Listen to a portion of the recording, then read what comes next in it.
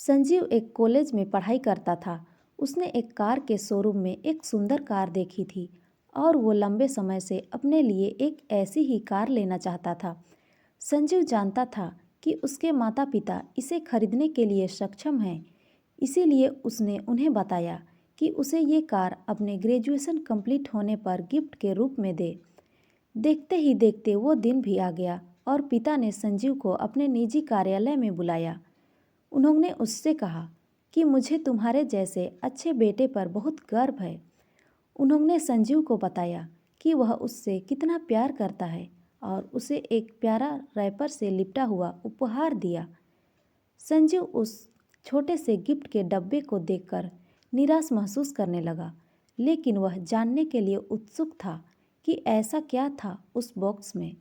इसीलिए उसने बॉक्स तुरंत खोला और उसमें एक लाल कपड़े से लिपटी भगवत गीता देखी। संजीव ने कहा, आप इतने अमीर हैं और आप मुझे केवल एक भगवत गीता दे रहे हैं। काफ़ी गुस्से से अपने पिता पर वो चिल्लाया और अपनी नाराज़गी और गुस्से के कारण उसने उसी वक्त ना आओ देखा ना ताओ तुरंत घर छोड़कर चला गया। समय बीतता गया, काफ़ी साल बीत गए। संजीव अब एक सफल व्यवसायी बन चुका था। वह अपने जीवन में काफ़ी खुश था। उसकी शादी भी हो चुकी थी और उसके 2 बच्चे थे। उनका परिवार एक सुंदर घर में रहता था, लेकिन उसके पिता के साथ टूटे रिश्तों के कारण उसकी आत्मा अभी भी आहत थी। संजीव अपने पिता का घर छोड़ने के बाद कभी उनसे मिलने नहीं आया था। संजीव को उस दिन के बाद अपने पिता को न मिलने का पछतावा हमेशा रहने वाला था, क्योंकि एक दिन उसे एक चिट्ठी मिली जिसमें उसके पिता के निधन की खबर थी और साथ ही ये बताया गया था कि उन्होंने अपने जीवन भर की पूंजी वसीयतनामा के अनुसार अब संजीव के नाम कर गए थे। अपने पिता की सारी संपत्ति विरासत में मिली।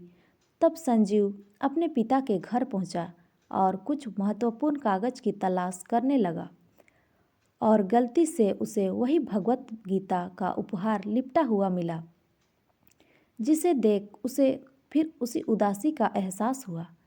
उस गीता को उसने अच्छे से देखा तो उस पर अपने पिता की हैंडराइटिंग में कुछ लिखा पाया। उस पर लिखा था, बेटा, मैं खुद को बेचकर भी तुम्हारा हर सपना पूरा करूँगा, बस तू सपने ज़रा बड़े देखना बेटा। ये बोल रहा तेरा बाप नहीं, बल्कि जिंदगी का सबसे पहला दोस्त तेरा।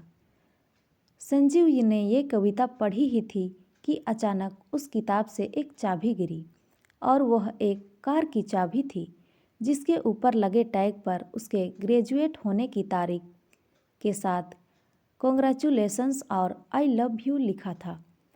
संजीव के सर के ऊपर से उसके पिता का साया तो पहले ही उठ चुका था और आज उसकी ज़िंदगी की सबसे बड़ी गलती के बारे में जानकर उसके पैरों के नीचे से ज़मीन खिसक गई।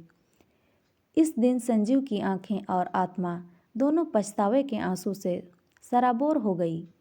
इसीलिए इस कहानी से सीख लेना चाहिए कि कभी भी जीवन में अति उत्साही और अति निराश नहीं होना चाहिए और जल्दबाजी में कभी भी किसी प्रकार का निर्णय बिना सोचे समझे नहीं लेना चाहिए। तो दोस्तों, ये कहानी आपको कैसी लगी कमेंट में ज़रूर बताएं और अच्छी लगी हो तो लाइक, शेयर और सब्सक्राइब ज़रूर करें। धन्यवाद।